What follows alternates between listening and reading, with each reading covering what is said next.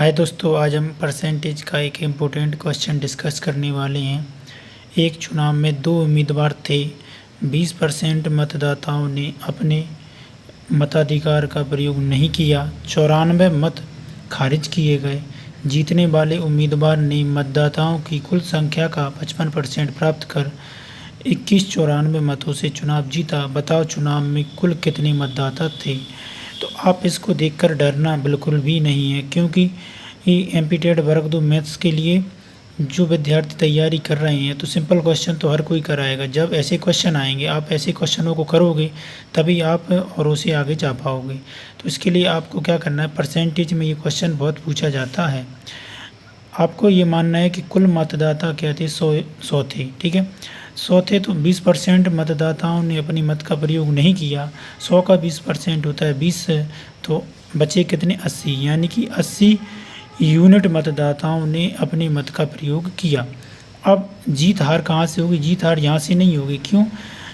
क्योंकि 20% मतदाताओं ने तो अपने मत का ही प्रयोग नहीं किया, तो जीत हार का डिसीजन यहाँ से होगा। एक जीतेगा और एक हारेगा।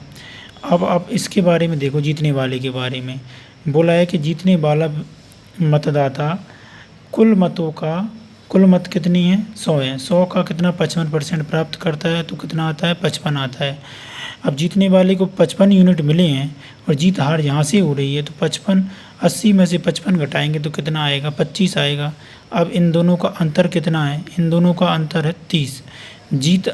इन दोनों का अंतर है 30, और जीत हार होती है ना, वो इसी अंतर पे होती है।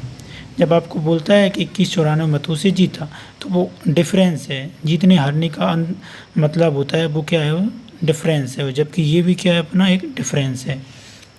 और आपको एक बात और याद रखनी है, जब ऐसे क्वेश्चनों में जीतने वाले का परसेंट दिया होता है तो खारिज मत होती है ना, वो हारने वाले में जोड़ी जाती हैं। ठीक है, तो जब आपको परसेंट जीतने वालों का दिया होता है तो खारिज मत है ना, वो हारने वालों में जोड़नी है।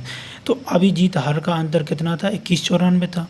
अब जो खारिज मत हैं जो संख्या में दिए हुए हैं, तो वो किस में जोड़ने, हारने वाले में जोड़ने। हारने वाले में जोड़ेंगे तो जीत हार का अंतर क्या होगा, कम होगा। तो जीत हार का अंतर क्या हो जाएगा, 2100 हो जाएगा।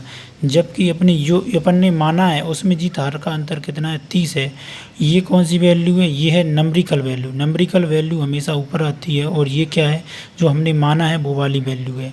मैथ में दोनों चीज़ें होती हैं बराबर। ये भी अंतर, ये भी अंतर, अंतर जोड़ा बना दिया। ये क्या आ गया, 2100 आ गया ऊपर, नीचे आ गया 30।